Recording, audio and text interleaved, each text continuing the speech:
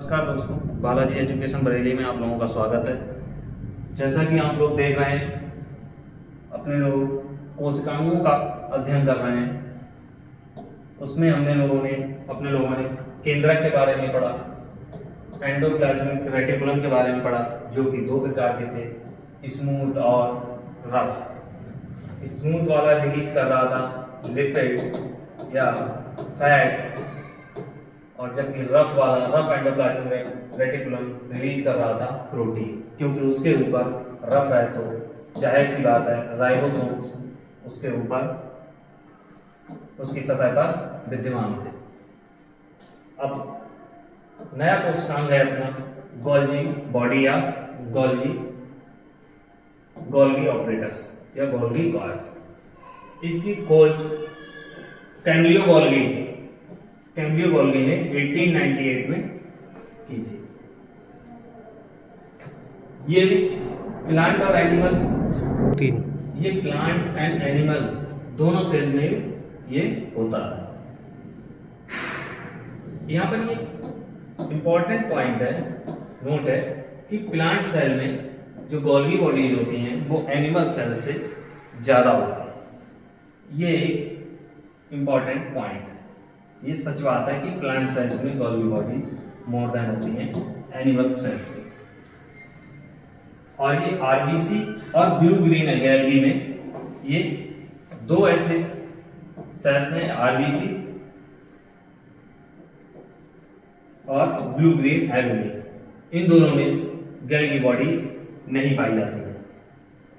और इसकी वर्किंग देखते हैं, क्योंकि वर्किंग से क्वेश्चन पूछा जाता है। इसका वर्क क्या है? पहले तो ये प्रोटीन को ले जाता है। कहां से प्रोटीन कहां बन रही है? प्रोटीन बन रही है रफ एंडोप्लाज्मिक रेटिकुलम में। तो ये प्रोटीन को कहां से लेगा? रफ एंडोप्लाज्मिक रेटिकुलम से। और लिपिड को कहां से लेगा? एसईआर से। एसईआर क्या है? Smooth endoplasmic reticulum. लिपिड लिया इसने स्मूथ एंडोप्लाज्मिक रेटिकुलम से, और इसे कंसंट्रेट, इसके मिक्सचर को कंसंट्रेट और पैकेजिंग, प्रोटीन और लिपिड के मिक्सचर को कंसंट्रेट करके पैकेजिंग करके एक पैकेट के रूप में, और इस पैकेट को बोलेंगे bacillus, BESICLES, bacillus.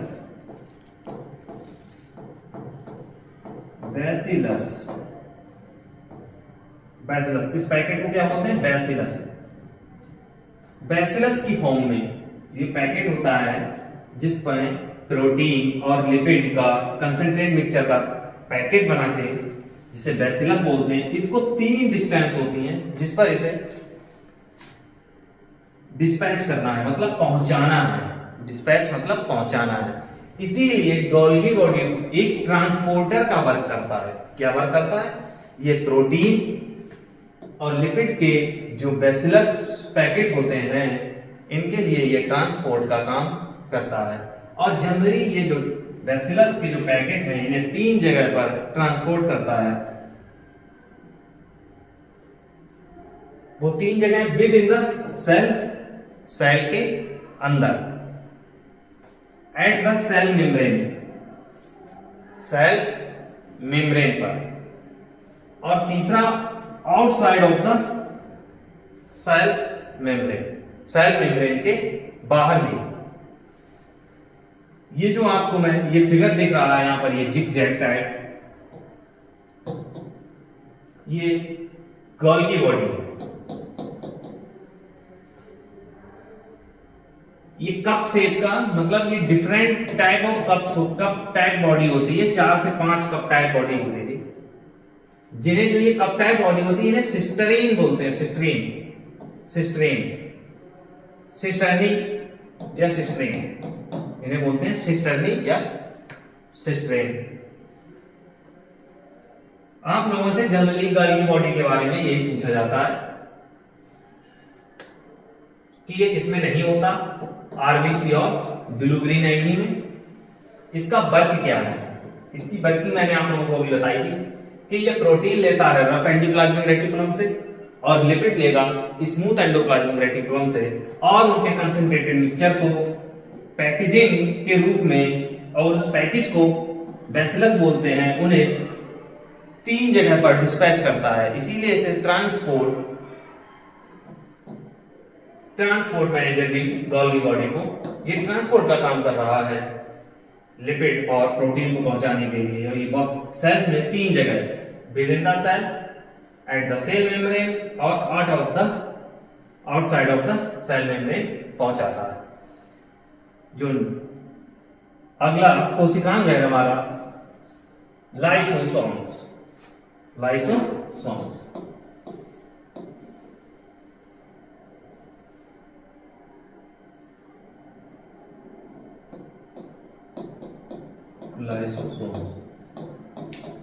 Lysosomes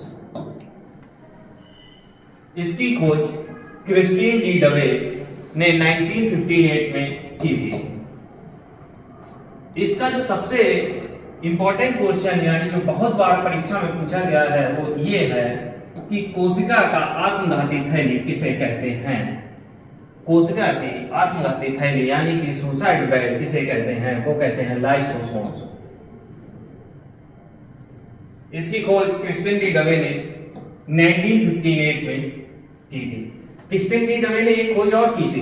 Christine D डवे ने सबसे पहले ही कोशिकांग की खोज की थी। सबसे पहले कोशिकांग की खोज किसने की थी? कोशिकांग के बारे में जो बताया था वो क्रिस्टीन डी डवे साहब ने ही बताया था। और इसका जो वर्क होता है वो वर्क क्या है? वर्क यानी इसका कार्य क्या है? It helps to keep clean the cell by digesting any foreign particles. इसका काम होता है डाइजेस्ट और क्लीन, मतलब सेल को साफ रखना, और सेल के अंदर कोई भी फॉरेन पार्टिकल्स यानी जो बाहर का आया हुआ कोई भी पार्टिकल होता है उसको डाइजेस्ट करना। ये किसका काम है? ये फॉरेन पार्टिकल्स की बात कर रहे हैं। ये फॉरेन पार्टिकल को डाइजेस्ट करना और सेल को क्लीन रखना, इसका ये मेन कार्य है लाइसोसोम्स का। अगला पॉइंट है it is known as the digestive bag. इसे डाइजेस्टिव बैग यानी कि डाइजेस्ट करने वाला बैग भी बोलते हैं। But sometime when cell get damage, लेकिन कुछ टाइम पर ऐसा होता है कि ये सेल डैमेज हो जाती है, यानी कि सेल वस्ट हो जाती है। ये क्यों हो जाती है? क्योंकि जो डाइजेशन हो रहा है लाइसोसोम्स के द्वारा ये एंजाइम्स के थ्रू हो रहा है। इसमें बहुत सारे एंजाइम्स रहते हैं और ये जो डाइजेशन होता है किसी भी सेल के अंदर वो एंजाइम्स के थ्रू हो रहा है। और ये जो एंजाइम्स हैं इनके ओवर सीक्रिएशन के कारण, ओवर सीक्रिएशन मतलब ज्यादा निकलने के कारण, वो एंजाइम ज्यादा निर्मित हो गए जितने चाहिए थे, उसके कारण वो सेल यानी लाइसोसोम बस्ट हो गया और वो पूरी सेल को डाइजेस्ट कर जाता है। जितने भी कोशिकांग होते हैं उन सबको डाइजेस्ट कर जाता है। इसीलिए इसे सुसाइड बैग भी कहते हैं। ओवर सीक्रिएशन ऑफ एंजाइम के कारण इसे सुसाइडल बैग भी कहते हैं। लेकिन इसमें जो इंपॉर्टेंट क्वेश्चन वो ये है कि इसे कोशिका का आत्मघाती थैला किसे कहते हैं? तो वो है लाइसोसोम्स। अपना आखिरी जो कोशिकांग है वो है वैक्यूल यानी कि रिक्तियां। ये एक सिंगल मेम्ब्रेन है। अपना जो लास्ट कोशिकांग है वो है वैक्यूल। वैक्यूल को बोलते हैं रिक्तियां। ये एक झिल्ली, मतलब एक झिल्ली लिखा है। एक झिल्ली का मतलब ये टोनोप्लास्ट। जैसे बात की थी केंद्रक की, केंद्रक कैसा है? बाई मेम्ब्रेन है। जो बाई मेम्ब्रेन है मैंने आप लोगों को उसके बारे में लिखा के चला हूं। जैसे एंडोप्लाज्मिक रेटिकुलम 2 लेयर्स हैं, उसमें भी बाई लेयर। तो ये कैसा है वैक्यूल? ये टोनोप्लास्ट मतलब एक झिल्ली से मिलकर बना है। इसकी खोज के बारे में ज्यादा नहीं पूछा गया है, लेकिन फिर भी बता देता हूं। स्प्लेन जारी,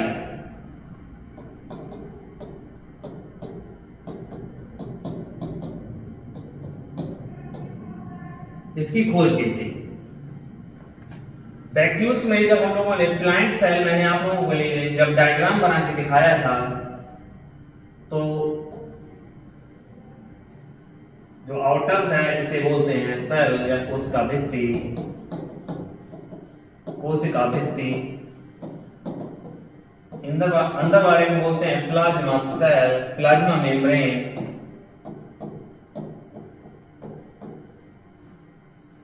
केंद्रक किधर होता है प्लांट सेल में? प्लाज्मा मेम्ब्रेन की तरफ शिफ्ट होता है। जब केंद्रक पढ़ाया था तब मैंने आप लोगों को ये बताया है कि सेल में जो केंद्रक होता है वो प्लाज्मा मेम्ब्रेन की तरफ शिफ्ट होता है। और यहां पर एक बहुत बड़ी वैक्यूल दिखाई थी डायग्राम में। तो ये प्लांट सेल में जो वैक्यूल होती हैं, रिक्तियां होती हैं, ये बहुत बड़ी होती हैं as compare to animal cell. Animal cell की तुलना में प्लांट सेल में जो वैक्यूल होती है ये बहुत बड़ी होती हैं और संख्याओं में कम होती हैं। साइज में बड़ी और संख्याओं में कम होती हैं, जबकि एनिमल सेल में ये बहुत छोटी या ना के बराबर होती हैं, लेकिन संख्याओं में प्लांट सेल से ज्यादा होती हैं। और इसका काम क्या है, इसकी वर्किंग देखते हैं। इसकी वर्किंग क्या है? ये पानी मिनरल्स का भंडारण करती है। जो भी सेल के लिए पानी और मिनरल चाहिए होते हैं, ये उसका भंडारण करके रखती है अपने पास। ये अम्लीय पीएच बना के रखती है। जैसे हमारी बॉडी के लिए भी पीएच की आवश्यकता होती है एक निश्चित, उसी प्रकार अम्लीय पीएच बनाकर भी ये रखती है। और ये अपशिष्ट पदार्थ जो भी वेस्ट मटेरियल होता है सेल्स के अंदर, उसको भी हटाती या उसका भंडारण कर लेती है, उसका भी भंडारण कर लेती है।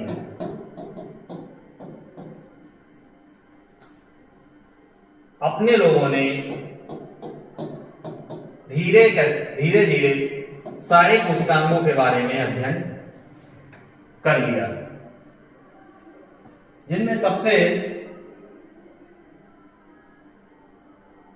इंपॉर्टेंट कुछ कोशिकांग है जिनके बारे में अधिकांशतः क्वेश्चन पूछे जाते हैं, वो मैं आपको बता दे रहा हूं। माइटोकॉन्ड्रिया,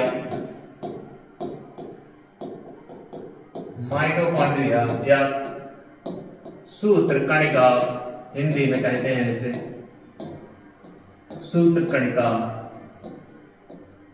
सूत्र कणिका के बारे में मैंने आपको बताया था। इसे बोलते हैं cell within a cell. ये किस लिए बोलते हैं? क्योंकि इसके पास खुद का डीएनए होता है। क्या होता है? खुद का डीएनए, एक सेल का डीएनए। लेकिन ये अकेला ऐसा नहीं है माइटोकॉन्ड्रिया जिसके पास खुद का डीएनए है। दो और कोशिकांग होते हैं जिनके पास खुद का डीएनए है। वो कौन है? एक है लवक प्लास्टिड, एक है प्लास्टिड और दूसरा है न्यूक्लियस फुल, यानी कि केंद्रक। तो एक तो माइटोकॉन्ड्रिया जो बहुत ही ज्यादा इंपॉर्टेंट है, दूसरा है केंद्रक यानी न्यूक्लियस, तीसरा लाइसोसोम्स, जिसके बारे में मैंने बताया। एक क्वेश्चन बहुत बार पूछा गया है कि आत्मघाती थैली किसे कहते हैं।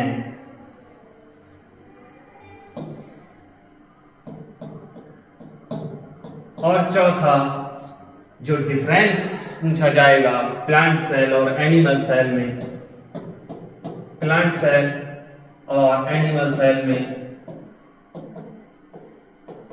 उसका है कि सेल वॉल किस में प्रेजेंट होती है।